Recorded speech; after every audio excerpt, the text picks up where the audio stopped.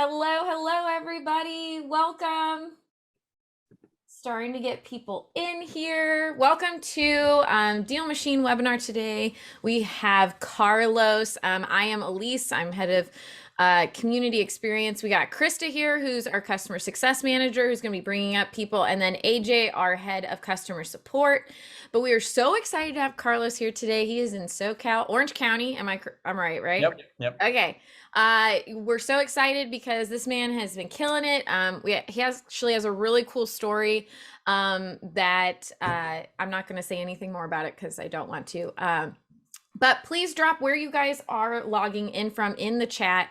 Know that we are going to be bringing people up for a live Q&A with Carlos. So please put your questions in the chat, and Krista will be bringing up the best questions to ask Carlos live. And then we will also be maybe doing a lightning round at the end if there's too many questions. We want to make sure we get as many in as possible. So again, just put where you guys are from. I'm in Indianapolis. We got Orange County with Carlos. Let's dive in. So tell us where your real estate investing journey began and to where it is now. So my real estate investing journey began, I would say 2018. I graduated college 2017 and I played basketball in college, and I never really wanted to work for anybody. So right when graduation came around, I was like, okay, what do I want to do? I don't really want to work for people. Like, what should I do? In the off season with basketball, I was coaching and working for other programs here in Orange County. Orange County, for you guys that don't know, it's like right by the beach, right by Newport Beach, Laguna Beach. So a lot of people, a lot of wealthy people, right? And they're willing to pay anything because they all think their kids are gonna be the next Kobe and the next Tom Brady, right? So I was like, I'm good with people. I love basketball still, and I'm just gonna start my own youth academy. So I started my club program like travel ball, and I started with one kid and I grew that to like 300 kids. And then in 2018, I started to think about, okay, I have big goals and ambitions. Like what this business is doing well. Orange County is great, but what's another vehicle that can take me to where I want to get, right? And I just kept hearing real estate. And I was very fortunate to find mentors in my area through family, friends. I have people that own units like all over the country, and I just took them out to coffee. I was like, hey, can I sit down with you, like, and ask you questions, hear about your story? And I started meeting with people. I met with Joe. His name is Joe. He's one of them. He's from this office right here. And his son-in-law, Ryan, he's my partner now. So I met Joe through a meetup. He literally like nicest guy. He doesn't charge anything. Like, he's like, dude, buy me lunch and I'll answer any questions. I'm like, I'll buy you lunch. So took him out to lunch. Long story short, he was one of my first mentors. And I never really pulled the trigger. I never really went all in until COVID hit. So COVID hit, and obviously in sports, like nobody was playing anything, right? So parents were concerned. So I had to like refund a ton of money to people, and sports were completely like paused and like shut down, right? So that was March 2020. I was trying to figure out what to do, and I just thought to myself like, okay, this is my time to pivot and go all in on real estate. So I called Ryan, Joe's son-in-law, and I was like, hey bro, like, what do you need me to do? I'll do it. Doesn't matter. I'm all in. And he's like, all right, here are scripts, here are phone numbers, and here's this thing. Drive around, DealMachine, obviously. Drive around, and then you're gonna start calling. I'm like, all right, I'm all in. Didn't ask any questions. Like, I started showing up to the office, and I was literally calling. Like, I was showing up. So here's my schedule. I was working out early. Like, I was done by 8 a.m. right, and then I would drive from like 8 to 12. I would drive around, and then I would show up to the office, and then I will get those skip traced, and then I will call from like 1 to like 8 p.m. every single day. And I was like, I didn't know CRMs. I was using spreadsheets. Like, I didn't know anything. Like, I didn't know any of that. Sorry, this screen distracted me and threw me off a little bit. But anyway, I didn't know anything. Like, I was just using spreadsheets and calling, and then I lost so many deals because they fell through the cracks. Like, I was losing track of who I was supposed to follow up with. Like, a whole thing. So that was 6 months. That was for 6 months, literally. Like I was down. I was pretty crushed. I was pretty discouraged.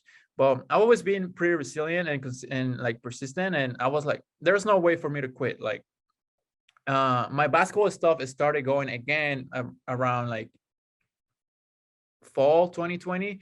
So that was bringing me a little bit of income. But at the same, I wasn't just like, oh, basketball is back. Like now I'm, like I feel like it would have been comfortable for me to do that. But I didn't. I didn't quit, and I was like, I'm freaking doing this. I'm doing this. And December came around, nothing. We finished the year, and then January, I found an owner driving for dollars. That owner has like I think I told you, Lisa, he lives in Banning, and we've done like 8 deals in Banning. Banning is a small city here in California in the middle of nowhere, but he owns like literally like half the town. I met him. He's from Mexico. We hit it off, and he sells us 3 properties in January, and then we found 4 other ones like through something else, like another source. So we ended up doing 7 deals in January, and from there it just took off like skyrocketed. I have so many questions for things on that. Just like, I guess the main thing is for someone who is still grinding, like they're 2, 3 months in, not having any luck. I know you said that like what kept you going was that like there wasn't an option to quit, but like what would you say to someone is there any like, I don't know, the good quote or like what kept you going like during that 6 months is a long freaking time to be hearing no, no, no, no, no, and for things to just be like it's just a lot of down with not a lot up. Yeah, honestly, I think I would say to anyone listening, you have to keep in your head why you're doing it. Like you can be thinking about the money, you can be thinking about like whatever fancy lifestyle you want to do, or whatever that is. Like you have to align it. It has to be aligned with your why. It has to be aligned with your end goal. So what is that end goal? Like, is it like you doubling your income, or sending your kids to school, or retiring your parents, or quitting your 9 to 5? Whatever that is, that like it's like really deep in your heart. That's what you got to think about when you've gone through the just the struggle for about three months or whatever time. Like when you're really about to quit, like that's when you got to really start like thinking about like, okay, why did I start? Why did I start? And because at the end of the day, like if you stick with it, like I've experienced it firsthand. And if you stick long enough and you actually like it, and you actually like love what you do, and you love who you're doing it for, like it will work out. It will work out. It just will. And do you mind sharing with us what your why is? You don't have to, but I was going to ask what your why is. Yeah. I mean, my why is just leaving a legacy. I want to make huge impact. My life goals are just serving God, impacting millions of people, and changing thousands of lives. I have it in a whiteboard in my house, and that includes retiring my parents. My whole family still lives in Mexico. I moved here by myself at 16.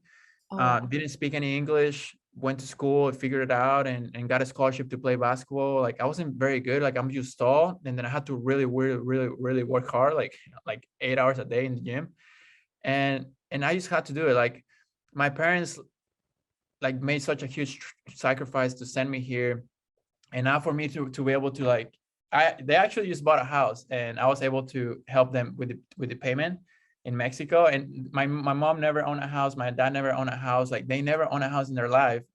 And now like I'm getting goosebumps now that I was able to help them out with that, And if I can be a source of like inspiration, or even help, like I get a ton of DMs, and we have a 30-day challenge here. Like Giovanni, he's one of our acquisitions guy. He just had a baby. He's in his 40s, and he was tired of his 9 to 5. Like we changed his life. Like he's killing it, and he's closing deals, and he's full on board with us. Like if I can do that, like to a couple of people through my life, like I think that'll be huge to me, and a blessing.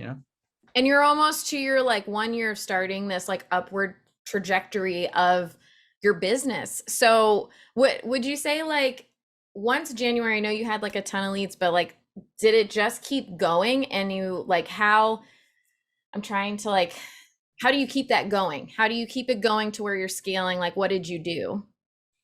So again, I think it goes back to like the whole begin with the end in mind, right? I think you guys need to, everyone listening, you have to have clarity of what your goal is for the year or for the next 5 years. If it's a one flip, is it five? Is it one wholesale deal a month? Is it 10? What is that? And then from there, work backwards. Because for me and Ryan, we had a goal of doing 100 deals for 2021. So back in when I was talking about 100 deals when I wasn't closing anything in fall 2020, right? But we were planning and structuring and brainstorming and paying for mentorship through other people to figure out the infrastructure and the systems and that needed to be in place for us to get there, right? Right. So once we hit 7 deals in January, we're like, okay, now we're gonna reinvest everything. My first flip, I reinvested everything right back into marketing and mentorship. I didn't spend anything on myself. 60 grand on my first flip, reinvested everything, threw it all back in there. And I think people, if you want to scale, you can't be scared of doing that. You have to be able to be willing to do that.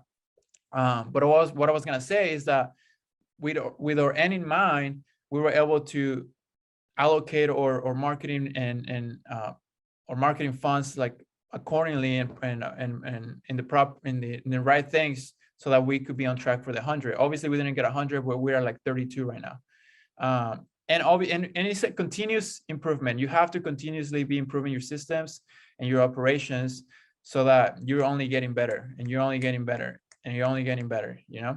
Well, and was the 100 deals like for wholesaling or flips or like a combination? Like, were you set on doing flips or were you looking to do both? Like, how did you get into Both. flipping? Oh, you wanted to Both. do both? Yeah. Okay. I feel Yeah. like flips take so much time. Like, that's a lot of flips to do in a year. Well, we got like 20 right now going on.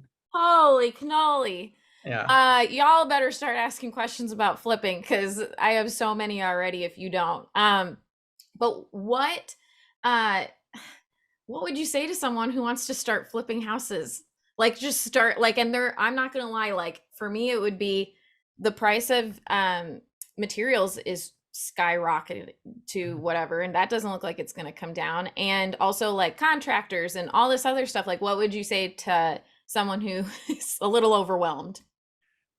I will say figure out your marketing source first.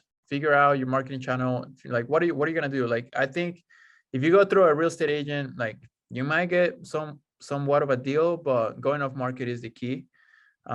Figure that out. What are you gonna do? Are you gonna cold call? Are you gonna send mailers? Are you gonna use drawing for dollars and use DealMachine? Like what are you gonna do? Figure that out. And then once you have that figured out, then you'll have a lead flow, right? And you'll start having a pipeline. Right. From there, you'll close something. And once you close something, just hit up a few contractors in the area, have them come out and give you a bid. Make sure that you're vetting them correctly with a license, with referrals, because everyone knows that contractors are like, somehow they're great with their hands, but they're not great at running a business, right? And they don't show up on time and their projects go over the timeline that they were supposed to go and stuff happens, right? But that's how it works. Like my contractor, so Ryan has his own contractor. He's doing like most of their flips, and then I have my own contractor. So this is how I got into flipping so fast, because obviously I was we were wholesaling, and then Ryan was giving me a like a cut from a percentage, right, of all the deals. Right. But I didn't have much money. But my first flip, I did it because I got this deal from Drawing for Dollars in Banning, and he was willing to finance 100% of the deal. So the seller, it was a seller finance deal. It was a seller finance deal. So we closed it with like $17,000. All of Ryan's contractor was super busy. So I called my contractor. He wasn't even my contractor. He was a dad of one of the kids that comes to my basketball stuff. Whoa. I called him. He's like, hey man, I have this property. Like, I don't know what I'm doing. Like, can you help me out? And he's like, yeah. So he completely took over because he knows me. He allowed me to not pay him into a closing. So I didn't have to put any money out of pocket. So that was a huge thing for me too, because I didn't have to put any money out of pocket. I paid him at closing once he was already flipped. So that's how I was also fortunate to like get into flipping so fast because I didn't have much money. But it goes back to like connections and, you know, just going the extra mile, doing things, and then doing things, saying yes, and then figuring out later. That's like, I mean, I love that because it's you just talking about what you're doing, and then like contacts just come out of the woodwork of like Yeah, you're I mean, one of the kids you coach, their dad. There yeah, you go. not having a contractor is not an excuse. Like I think people out there get too stuck on, oh, I don't know where to start. I don't have a contractor. Or what CRM do I use? Mhm. Or should I get VAs or should I not get VAs? Or I don't have any money. Should I do hard money or private money? How do I raise private money? Like they get too caught up on all of that, as opposed to like just talking to homeowners and being like, hey, like I'm interested in investing. Would you like to sell your house? Just with that, even if you're not ready, like just do that. Like have conversations with people. Tell everyone that you're already an investor before you even are. Yeah. I love that. And that way you also just build rapport with them, and that makes the Absolutely. relationship even deeper. Um, Krista, you can start bringing people up while I ask my semi last question to Yeah, Carlos. sure Uh, thing. so we're not hitting the 100 this year, but what's the goal for next year? Like, have we already looked at goal setting for next year? Yeah, so we switched from having like a number for deals, we switched it to revenue Love it. or profit, net profit. So we're shooting for 10 million for 2022, and we worked it backwards. Like we broke it down to a T, to knowing how many deals that's gonna take, how many wholesale deals, how many flipping deals, how many contractors, how many acquisitions managers, how many lead managers, how much money into marketing, how much money into all the money to DealMachine. Uh, yeah, exactly. Yeah, guys, we closed out of the 32 deals we've done this year, 21 were from DealMachine. So that's why I'm here. And thank you guys to you. All of you guys are awesome. So Oh, we love having you in the fam. And I just love if you guys, we're going to have the contact information at the end, but follow Carlos because he has like amazing content going. And it's just so helpful. We have him on our Takeover Tuesday. We'll have to do another one too. But yeah, we just really appreciate you, Carlos, really. All right. And I want to ask more about your business, but I don't want to monopolize the time. Krista, who we got?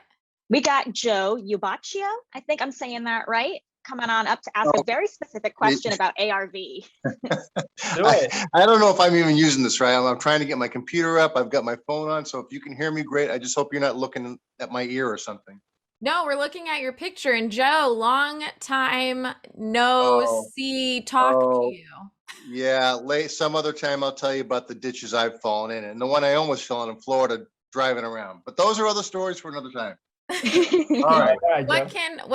What question you got, Joe? All right. Let me see if I can ask it so it makes sense for the whole group. So Carlos, you've done 30 deals in a really short time, which is amazing. And there's so many people doing the same thing. And in Orange County and LA especially, there are a lot of wholesalers. For you to do that kind of volume, 30, the question is, what type of deal structure is getting you in the door? Because I'm assuming that some of the lists you're calling, although driving for dollars is different, you're probably running into some other people who are getting other people calling them. And that's just an assumption. So what are you offering, either in terms of after repair value, which in California, you can't do 60% of ARV here, but I am curious what types of offer structures you were doing to get so many deals in such a short time. Does that make sense, guys? So how do we work our numbers? Yeah. To determine what we're going to offer? Yeah. Because you're obviously closing deals. So yeah, what's working for you? Yeah. So here, I'll show you. Can I show stuff here, guys? On your computer screen, you can. I mean, you can hold up your phone if you want. If you, Yeah, I'll do that. I'll do that real quick so you guys can see. So this is. So this is how we run our numbers. Pretty basic formula. It's ARV minus closing costs minus rehab minus profit minus wholesale fee. That will give you a target offer. An offer is pretty much the 70% rule minus repairs. That's pretty much impossible here. We've never really gotten the the target offer, it's that's the low ball, right? That's the low ball. Like we haven't never really gotten it, but the regular offer, that's what you're shooting for, and then it gives you the MAO as well. So it's pretty much we structure it where we can get at least 8% in return of the ARV. And so what I wanted to ask on that, because I think everybody knows the formula. Well, I shouldn't say everybody, but in Orange County, if you are, I guess you're calling a lot of these lists. And if you have a lead that says, yeah, I've also talked to this person and that person, you're obviously getting a big percentage of the deals. But how much do you have to change that offer, that 70% minus rehab, minus wholesaler fees? How much are you having to come up on that too? And also, if I'm wrong, if you're not competing against people, let me know that too. I was just assuming that you were. No, we are competing. It's extremely competitive here, and we've lost deals to other people. We also beat other people, and honestly, I think it just comes down to who you are as a company or who you are as an investor yourself. Like if you build a great rapport with somebody and you talk to them about their grandkids and their dog, and you stand out, they're gonna go with you. Like it's a serious thing. Like building rapport is huge, and I'll tell you this one. On Monday, lead came in and I closed it the next day, 2 days. But there's also deals that take 9 months, right? So everyone listening, if you haven't started, you don't think that's gonna take you 2 days. Lead came in Monday and I talked to her. She's from Thailand. I hear her story, drove out there an hour. It's in Burbank, an hour away from Orange County. Drove out there, sat down with her. And she's like, at the end of the appointment, she was like, Carlos, you're so sweet. Like, I'm not gonna talk to anyone else. Send me the agreement and I'll review it over. I sent the agreement that night. Actually, one of my guys sent the agreement, and then she signed it the next day. You know, like Awesome. she could have. That was a lead online, but she could have done that to anyone, or she probably did, and other people were calling, and I think that's what's gonna come down to. Like, and obviously we don't get every deal. Like, we don't get every deal. But it's there's enough for everybody out there. So I hope that answers your question, Joe. Thank you for, I get very detailed sometimes, especially living in Southern California. It's a different conversation. So thank you for going into detail. No, of course. Sweet deal. Awesome. Thank you, Joe. And thank you for Thanks, Carlos for Joe. answering the question. I think next up, I'm going to go with, somebody had asked me a really great question. Eduardo Morales. Let me see if I can find you real quick. Eduardo Morales, come on up and ask your question about working with contractors. Is this the Eduardo Morales that It may be. I know? I'm not sure. Carlos, hey, very inspiring. Thank you so much, man. I'm at a point where I'm trying to build up some, a network of contractors. I've been looking at a few different forums and things. I'm local in the Tampa area. And I know a lot of them have work all the way out till, next spring or whatnot. But when I'm talking to them, I'm wondering what are some good questions to be asking them? And then also you mentioned you're doing about 21 flips. We're trying to move into that area. How are you managing those flips? So you have a couple of people on your team. Are you using, project management system, things like that? So I'm just curious. Yeah, so my partner Ryan is in charge of all the projects, all the flips. So he's in charge of the project management. If you have a team, make sure that you're placing people in the right where they're good at, right? Place them properly to where they can be most efficient.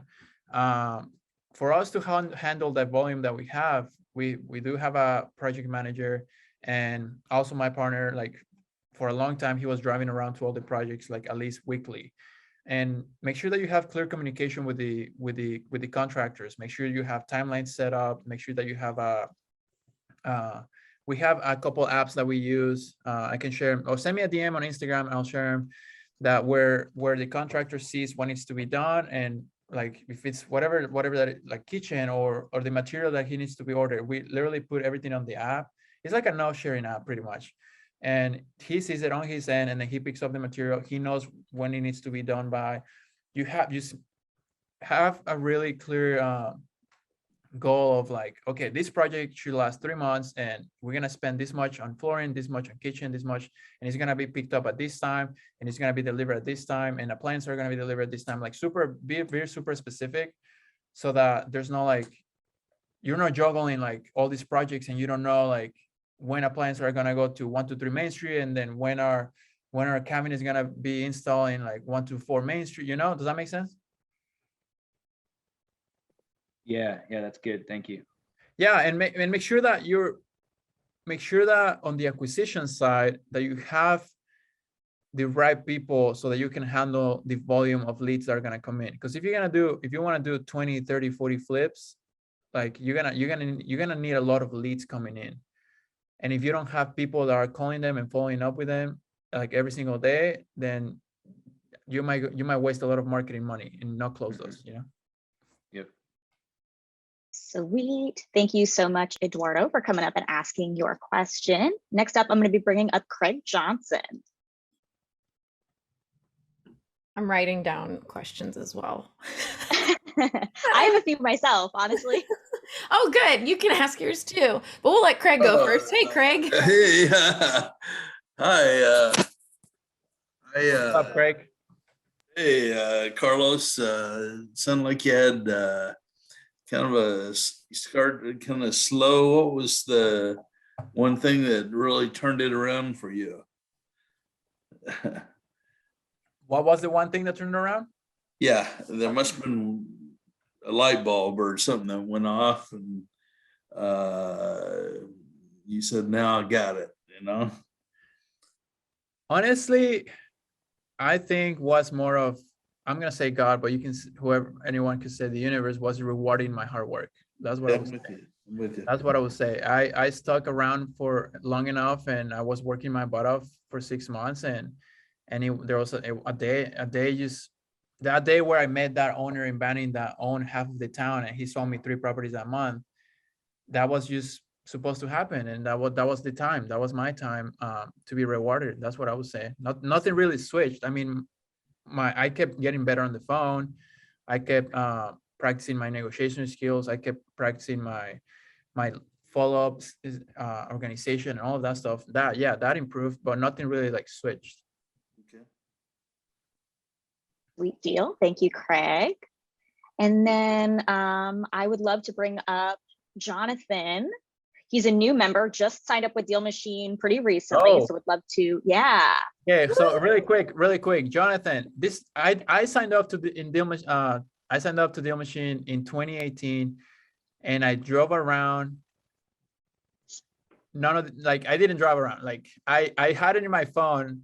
I had the 7-day trial, and I was like, okay, I'm gonna pay the $50 a month. That's gonna make me drive around, and I didn't drive around. And then I canceled it, and then I signed up again. I paid $100 because that allows you to do more properties. And I was like, now I'm gonna drive around, and I didn't. So you guys, if you sign up, like take advantage of it. Drive around tomorrow. Create a list of like at least 500 properties, and export that and get a skip trace. Like take action, quick. Love it. Well, hey, I really appreciate it, man.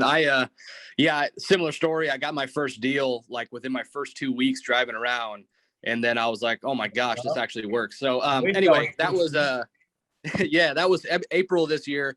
Quit my full-time job. I'm full-time wholesaling, doing like 8 deals a month, man.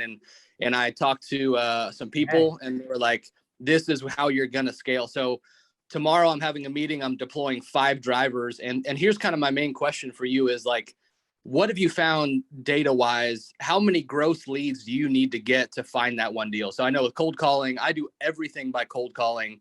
So I'm doing like, around 500 leads gets me one deal, right? So trying to figure out what have you found? How many deals do you need to get plugged in and skip traced and called to land that one deal? Does that make sense? I'm just trying to kind of figure out. Yeah, it's a huge difference, because here's why. I talked about it last night. I did an IG live yesterday. Check it out. My Instagram, but I talked about it yesterday. When you're calling lists from PropStream or whatever other software, that list is going to be saturated because it's very easy to pull a list from your couch. Right. Very easy to pull a list from your couch, and every other investor is doing the same filters. It's doing high equity, probates, pre-foreclosures, NODs, divorces, whatever. Like they're all doing the same thing. So when you call a person, I was facing homeowners that were telling me, Carlos, you're the 20th person that has called me. F off. I'm not selling my house. No? Every day. When it comes to driving for dollars, like those lists are less saturated. Not everybody's calling those lists. So we're calling this list, and we're getting we're doing 5 to 10,000 leads just from driving for dollars through the machine a month, and that's like 1 to 2 deals. But California, it's I'm sure it's a lot different from other places, but maybe you don't need as much. But here, like we're about right there, like 7 to 10,000 for 1 deal.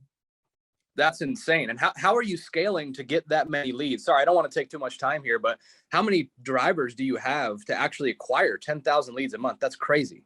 Yeah, we have about 12 drivers, and a couple of them are paid, and then the rest of them are part of our mentorship and our challenge that we do monthly. Oh, okay. So Awesome. we teach them to generate leads through with DealMachine, and then they show up to the office, and then we teach them how to do everything, like how to call, how to follow up, and all the stuff. So if you like, that's a win-win for us, because we pass it on, we pay it forward, we help somebody else get started, and then they drive around and they have to like do the hard work. So yeah, that's an easy way. I one of my friends is doing it in Hawaii, and she says it's working super well for her. Like she's offering mentorship, and then she gets them signed up with DealMachine, and then she has people driving around everywhere. And now you get leads for free, and obviously you help them, right? But yeah, that's fantastic. I mean, the last question. I'm so sorry, I don't want to take time, but when you're deploying these 12 drivers, how are you getting them to vet those leads that they're adding? For example, I used to go out and just click on everything owner absentee, right? But if I'm doing that, I'm getting the same list that PropStream's giving me, right? So do you go out and you say, hey, here's a list of what it looks like to see a distressed property, and uniquely add visibly distressed properties? Is that what you're asking them to do? Kind of. So we do have a list. We do have requirements, like the typical stuff: broken mailbox, lawn, grown lawn. Sorry, Yeah. English Long grass, Yeah, lawn grass. whatever. You're good. Whatever, right? The classic stuff. But on top of that, this is what I learned with a year and a half with DealMachine. You don't, at the end of the day, you don't know the story of a person that lives inside the house, regardless of what the house looks like. So you have owner 1 here. Property's piece of crap, so you're gonna pin it right away, right? And you have owner 2, house is pretty good shape, so you're gonna skip it because it's not distressed, right? But owner here, lady's gonna tell you, hey Jonathan, I'm 90, I'm gonna die here, I'm not gonna sell it. Owner 2 right here is gonna tell you, Jonathan, like I'm going through a divorce, I need to sell by next week. Right. But how would you close this deal if you skipped it just because the house wasn't in distress or wasn't distressed? Right. You know? Right. So we do volume. When it comes to this is what I tell my drivers. This is the one thing where it's quantity over quality. But yeah. As opposed to quality over quantity. And it's just volume. It's a numbers game. So the more houses you pin, as long as they haven't been remodeled, and as long as they're not new construction, they're going into the app. Wow. Okay. I appreciate it. So you're just going and saying, hey, as long as it hasn't been sold in the last 3 years, or it doesn't look brand new, just go ahead and add it. That's kind of your criteria. Yep. We closed the deal last week. ARV 490. We're in 487. We're in escrow right now. We should close next week. We got it for 340. The house is a new construction. We painted it, $5,000 paint, landscape. That's it. It's amazing. 3 days to go on the market. It's gonna be like a $97 profit, 97,000 profit. Yeah. Awesome. Hey, thank you so much for bringing me on, guys. That's super helpful. I really appreciate it. Jonathan, welcome to the fam. Where are you located? I'm in Memphis. Oh, awesome. We have other members there as well if you ever want to connect with them too. But I agree with this. I had a lot of ones with metal awnings that have really nice lawns because I'm like, oh, you're out of date. May not be distressed, but you're out of date. You never know. You never know what somebody's situation is going to be like. You know what I mean? Check out the IG and send me a DM once you've gotten more deals. I will, bro. Thank you so much. I appreciate it. Thanks, Jonathan. Those were awesome questions. Yeah. That's really interesting because I'm not going to lie, Carlos, I don't hear that all the time. Like of just like adding the property if there's no sign of distress. Usually but I love that you're saying. That has worked. Yeah, it has. And it's true.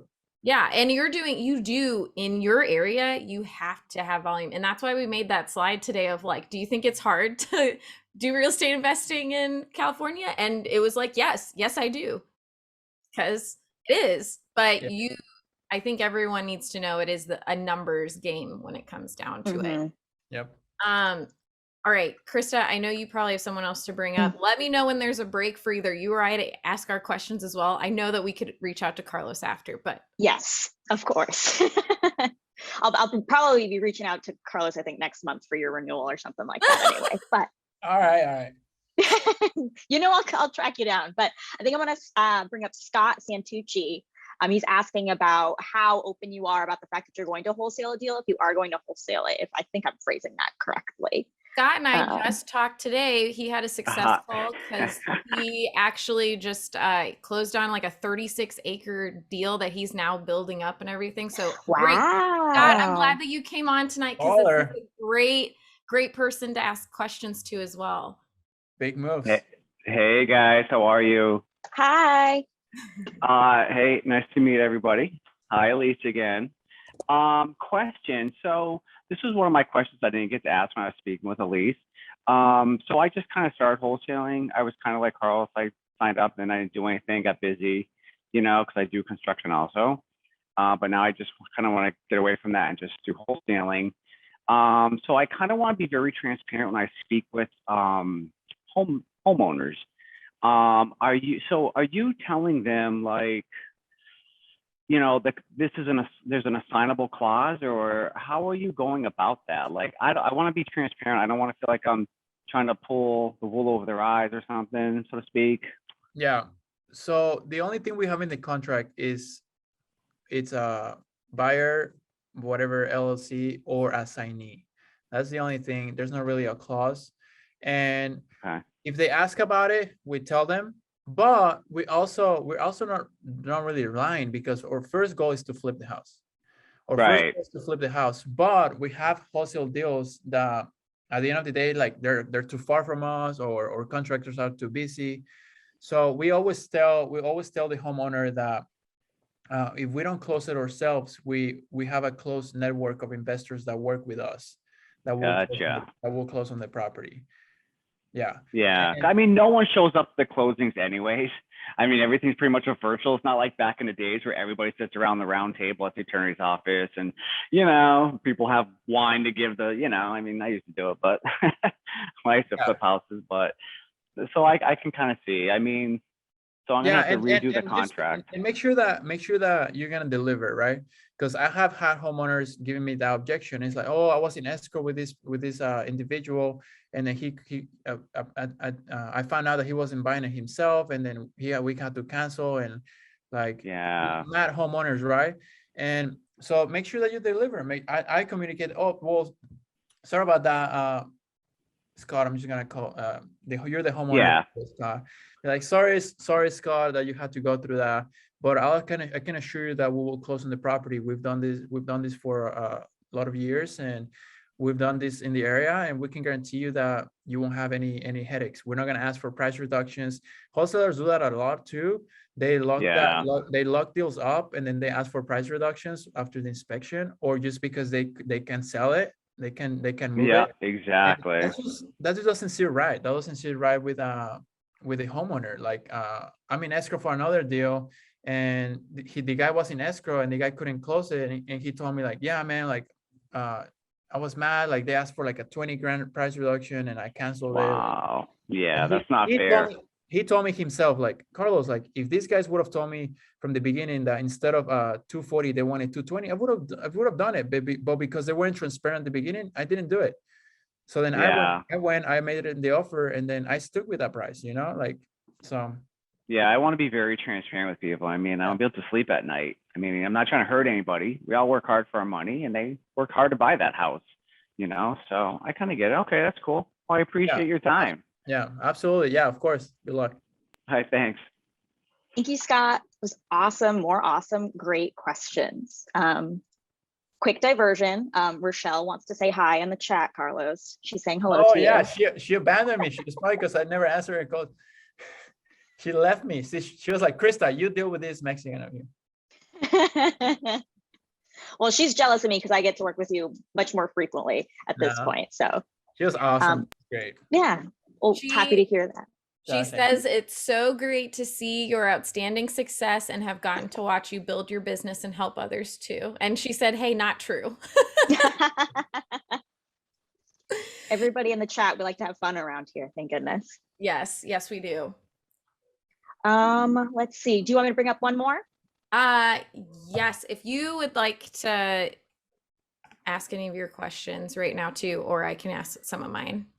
Sure, I'll selfishly ask a question. Well, I deal with a lot of members all the time that have a really hard time, leading up to that first deal, or once they've maybe gotten a few under contract, they'll lose something at some point down the way. They'll find a deal that they weren't able to close, or something happens in the process and it goes to a competitor. How do you stay motivated when you're working on a deal and something falls through or something's not working right? Like, how do you stay motivated through those, I guess, tough situations, Yeah, I think we have to prepare our minds in knowing that stuff happens, and you just gotta move on to the next one, right? So basketball reference, coaches tell shooters, keep shooting. If you're 0-10 and from the 3-point line, you're gonna keep shooting. And I was shooting myself, and you just move to the next one, right? We've had deals, like we had one last year that it was like a $200,000 profit, and we were working with this owner for like a while, like a long time, but it was messy. It was messy with the title. It was messy, and it fell through.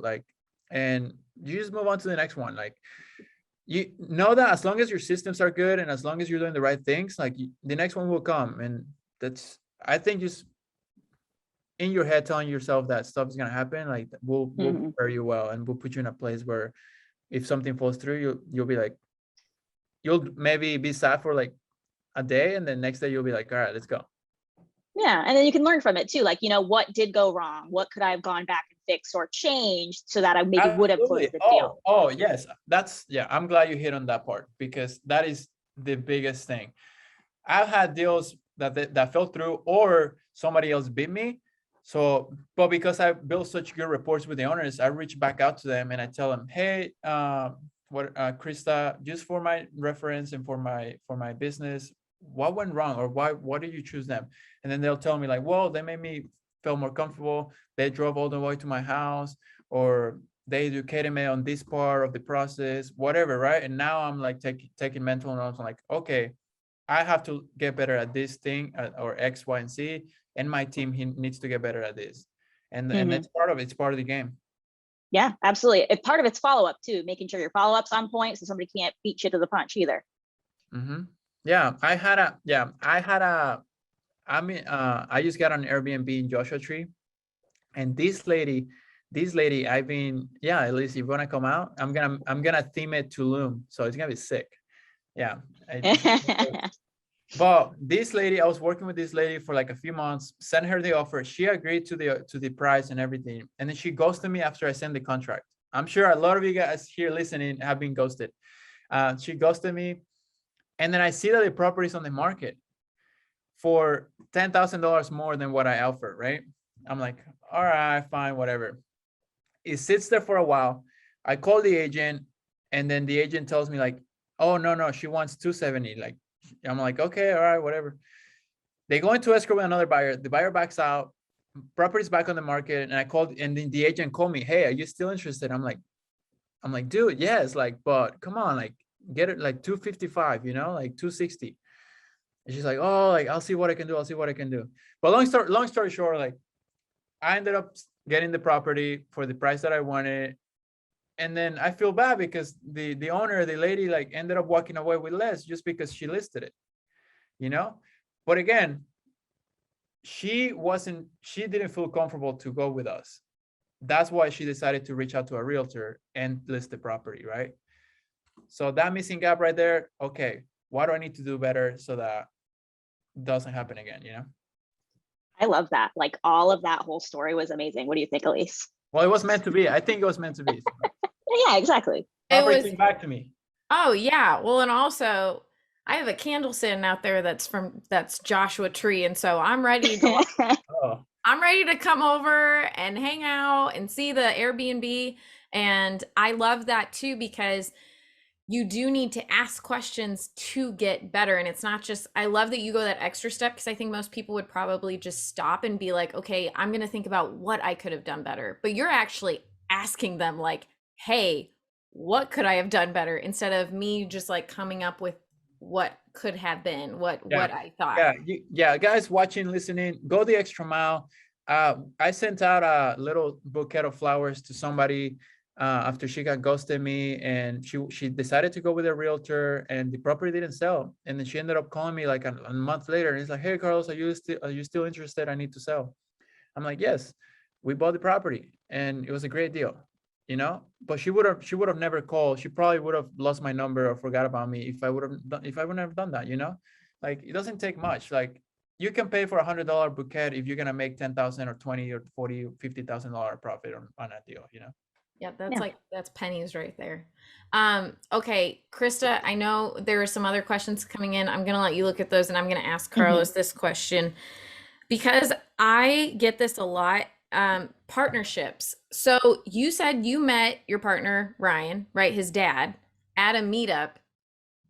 How do you make a partnership work like that? Because I don't know. I personally, and what I've heard from other people, it's hesitancy of like butting heads or someone, or not sure if they can trust somebody. Like, Yeah. what can you give us some, like, how that worked itself to being this like great partnership and building this team together? Yeah, from my experience, my short experience of like 5 years since I graduated college and running a couple businesses, I would say the issues with partnerships are two things. If a partnership doesn't work, it's because of two things: money or ego. Okay. So if you have very, very clear goals of what and a clear vision of what you want out of the partnership, I think you will save yourself a lot of trouble. Okay. And being over communicate. For my experience specifically with Ryan, I didn't really ask him for a partnership. Like, he was the guy that has been flipping for years. He was the guy with the funds. I pretty much came in and helped him 5x his business and my work. I told his story yesterday too. I was coming into the office, and he was incorporating Trusted Investors. That's my business Instagram name, or company, Trusted Investors. He was filing to make it a legit business and stuff. I walked into the office and I was like, "What's up, bro? How you doing? Whatever." He's like, "Hey, man, no, I'm good. I'm just doing the LLC stuff, and I'll give you 50% of it, and we'll figure it out." I never asked him for that. Like, I wasn't expecting it. I think he did that because he saw my 6 months of working my butt off and not giving up and going the extra mile and doing whatever it took. I think I earned that without asking for it, you know? And then from there, we were like, okay, let's go have some marketing, let's go have some in the hiring, let's go have some on everything, you know? So now that created the partnership, but it wasn't like me saying like, hey, let's go half and half. No, it was like, I showed up, I did the work, and he saw that, and our visions matched and our goals matched, which then put him in a position for him to be like, dude, here, have half of this, and let's do this. Let's take this to the top, you know? I love that. And did you guys have like a contract or anything that you guys signed for? Yeah, we're 50-50 on Trusted Investors. Yeah. Oh, I love that. Okay, I will hold off on my second question if we have time. Krista, do you have someone? Yes, I've got Isaiah Soroyo with a great question on acquisitions processes and expectations for your team members or employees.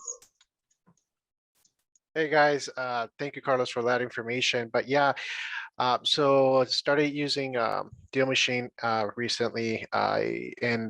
I was fortunate enough, like in September, I was fortunate enough to land on a deal very quickly.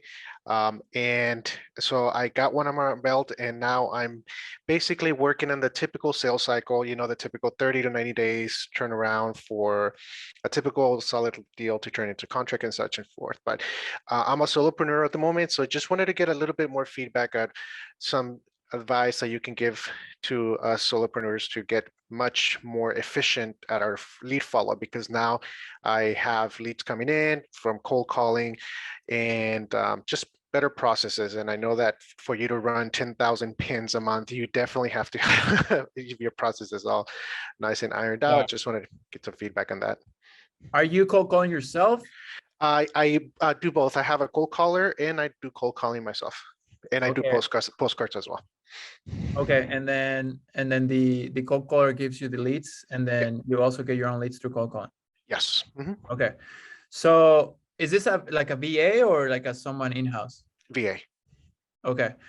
So what I would recommend is having another VA that it will be more like a lead manager, so that the first VA passes it on to the lead manager to weed out all the curious people, the ones that are not serious, so that you only get the ones that are already hot and ready to close. Got it. That will make your life easier. And then again, I'm gonna reflect back to what I said at the beginning, like what are your goals? Like how many deals a month do you want to do, or how much money do you want to make a year? Like based on that, then you have to figure out the systems, right? So for us to go to we're shooting for 10 million for next year, we're gonna need 10 VAs, we're gonna need 3 lead managers, and we're gonna need 2 full acquisitions, 2 transaction coordinators, 2 GCs, you know? Correct. So if you work backwards, you'll get an idea of what you need. So, but to make your life easier, for sure, a lead manager will be helpful, or just make sure that you're really on top of your CRM, and then make sure that you're really on top of like how organized you are. Like write reminders for everything. Like if you got to follow up with somebody in 2 months, put it in your calendar. If you got to follow up with somebody from 3 months ago today, like just make sure it's already there. Make sure that you write as much details as possible of every single conversation. It's huge. I tell that to my drivers. I tell that to my call callers. Like the more you write down, the better, because if it's a follow-up from 3 months ago, you'll remember that you guys talked about her vacation or whatever, right? And it's huge. It makes a difference, and it will help you and make your life easier. Got it. And so you have your lead managers, they basically tee it up to the acquisition teams as soon as it's pretty much vetted that they are a serious motivated seller, and so on and so forth. Right. And Because the first layer, you're gonna get a bunch of like how much, like, you know, like how much is the offer, or give me $1 million. Or you're gonna get like or whatever, right? Like you're gonna get a lot of those that are not, they're just curious, like they're not really ready to sell or motivated to sell. So when the lead manager gets those, that lead manager is gonna call them, it's gonna weed them out and be like, who's serious, who's ready to be closed in the next 2 weeks, the next 30 days. He pushes them to the acquisitions, and then the acquisition signs it or closes it. He closes it, and then I send the contract out, gets under contract, and then Ryan takes over. Boom, boom, boom, boom, boom.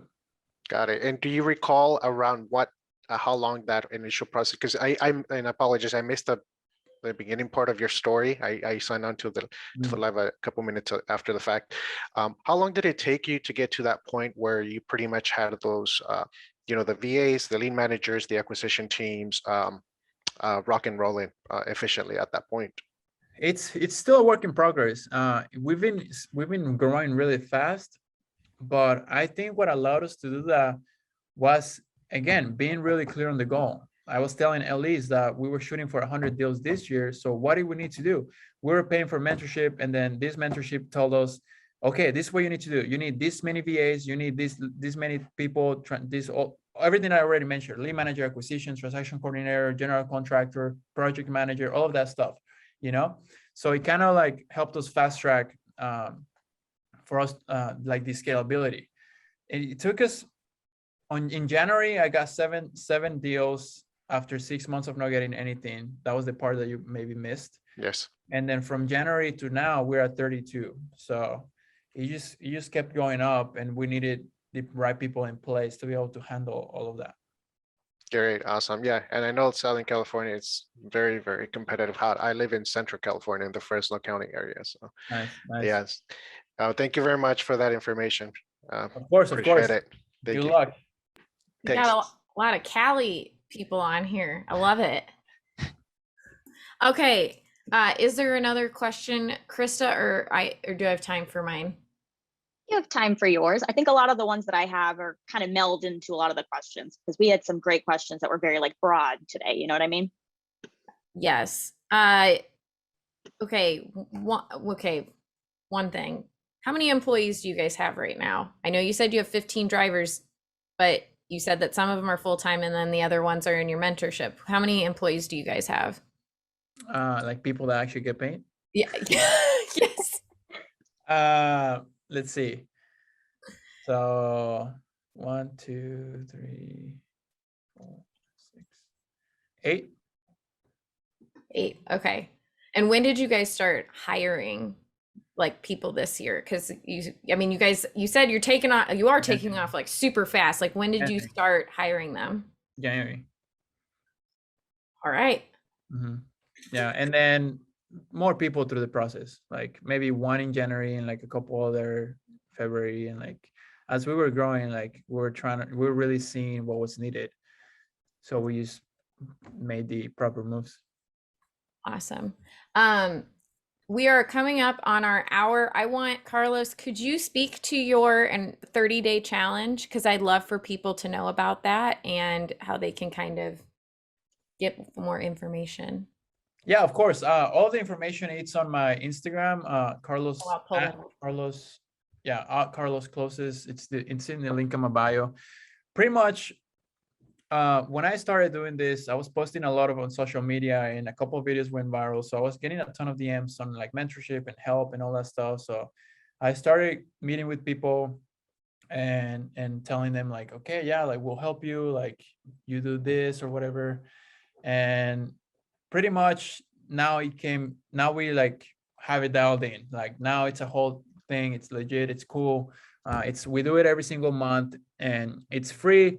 It's just structured so that you don't have to really spend any money like on marketing or anything. Like you guys, driving for dollars is the best way. Like DealMachine is great, and it's a very, very, very, very little investment.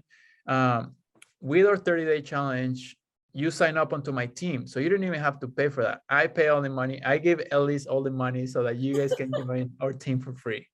Okay, and we teach you how to find them. We teach you after that how to call, how to negotiate, how to analyze a deal, how to walk a property, what to do in appointments, what to say to sellers once it's already closed, what to talk with contractors. We do a whole thing where we want to teach you from point A to point Z, like from talking to a homeowner to flipping a house. And the only thing that I ask, we only do like 5 people a month. The only thing that I ask is that you're ready to work your butt off, because there's a lot of people think this is easy and it's just not. And a lot of people end up quitting and ghosting, and they don't even say thank you. So if you're serious, like, yeah, hit me up. If you're not, then watch more YouTube and don't do anything. Now, I'm sorry if I missed this, but is it just for people in SoCal? All over California, but we are working already with a marketing guy that it's gonna help us do it, like get us set up so that we can do it the whole nation, like the whole US. Excellent, because I was about to say, I need you to come bring it to Indiana, because I'll sign up for the 30-day challenge. Yeah. Well, you guys are coming in, but yeah, so Awesome. it's fun, but it is a challenge. Like it's from day one, you're gonna take action. It's designed to help you get results and get you a deal in 30 days. So that's gonna take a lot of work. Like I have people that sign up, and on the 3rd day they're like, "Oh, Carlos, like I thought you weren't serious when you say it was gonna take a lot of hard work." I'm like, dude, like it's like you want information, go to YouTube. You want to take action, we're your people. No BS here. We are serious. Get down to business. Awesome. Well, we are up on our hour. We want to thank everyone for coming to this webinar, but most importantly, we want to thank Carlos for doing this with us. We really appreciate you and love having you in the family. But everyone, show love to Carlos for doing this tonight. Well, it's afternoon for him, but the day today. Oh yeah, you guys are like 4 hours ahead, huh? 3 hours. Yeah, we've already had dinner, so I'm starving, so I'll be answering DMs. Shoot me a DM. I'll be answering DMs while I eat dinner or something. I love it. Thank you so much, everyone. The replay will be up next week. But again, I hope everyone has a wonderful evening and happy deal finding.